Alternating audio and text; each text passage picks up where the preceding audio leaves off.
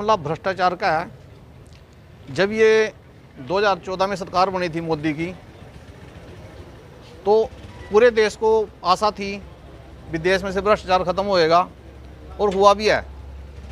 और जैसे ही हरियाणा में सरकार बनी खट्टर साहब की, तो युवाओं में एक उत्साह निर्माण होया, एक आशा निर्माण हुई कि अब बेरोजगारी की समस्या खत्म हो जाएगी। लेकिन हुआ क्या, स्टार्टिंग में कुछ भर्तियाँ बहुत ही फेयर हुई, बिना पर्ची बिना खर्ची का चलन हरियाणा में चला।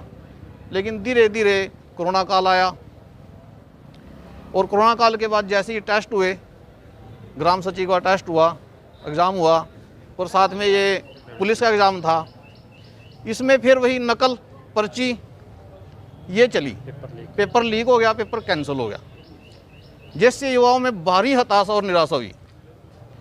और हमारी प्रशासन से ही मांग है कि लीक का मामला सोल्व होना चाहिए, भर्ती प्रक्रिया में पारदर्शिता होनी चाहिए, HSSC का जो पैटर्न है वो फिक्स होना चाहिए, एग्ज़ाम का सिलेबस फिक्स होना चाहिए, और सभी काम फेयर ढंग से होने चाहिए।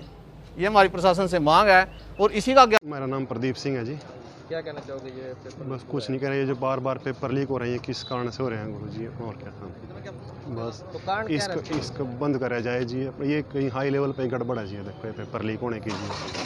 तो कितने साल से आप तैयारी कर रहे हो? मैं तकरीबन पिछले 6-7 महीने से तैयारी कर रहा हूँ जी अपना, और मेरी पूरी लास्ट के 1 महीना तो मैं बिल्कुल रात को भी तैयारी करी जी मैंने अपनी। कहाँ से आप? मैं गाँव का डिसदान से हूँ। ज्ञापन दिया है, क्या है नाम? आज काफ़ी बच्चे जो सरकारी नौकरियों की परीक्षाओं की तैयारी करते हैं, ऐसे काफ़ी संख्या में यहाँ बच्चे आए जिन्होंने ज्ञापन माननीय मुख्यमंत्री जी के नाम पे दिया है। इन लोगों का ज्ञापन के द्वारा ये कहना है कि जैसा अभी पिछले वीकेंड पे जो पेपर था हरियाणा पुलिस कांस्टेबल का, उसमें पेपर लीक होने के कारण SSC ने उसे रद्द कर दिया है। तो इनका ये कहना है कि इस प्रकार से जो भी पेपर लीक होते हैं, ऐसे में कोई भी अगर दोषी पाया जाता है तो उसके खिलाफ़ कार्रवाई की जाए। ये इस प्रकार के प्रयास किए जाएं कि आगे से पेपर लीक ना हो, और दूसरा कि पेपर में जिस चीज़ का पेपर है, जो सिलेबस उसके लिए एक डिफाइंड है, केवल उसी सिलेबस से क्वेश्चन पूछे जाएं, बाहर के क्वेश्चन ना पूछे जाएं। इस प्रकार की ये कुछ प्रमुख मांगे हैं। इस प्रकार की कुछ मांगे इस ज्ञापन के द्वारा माननीय मुख्यमंत्री जी से इन बच्चों ने की है, तो उचित माध्यम से ये माननीय मुख्यमंत्री जी तक ये ज्ञापन पहुंचा दिया जाएगा।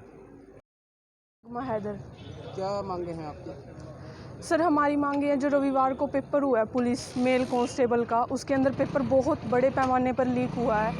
तो पहले तो हमारा माननीय मुख्यमंत्री जी से ये है कि भी पेपर लीक ना हो, जो आने वाले पेपर हैं, और जो भर्तियाँ हैं वो हर साल निकलें और हर साल ही लगातार पेपर हों, ताकि जो बच्चे हैं ज़्यादा से ज़्यादा रोज़गार मिले बच्चों को। तो लीक होने के कारण क्या रहेगा?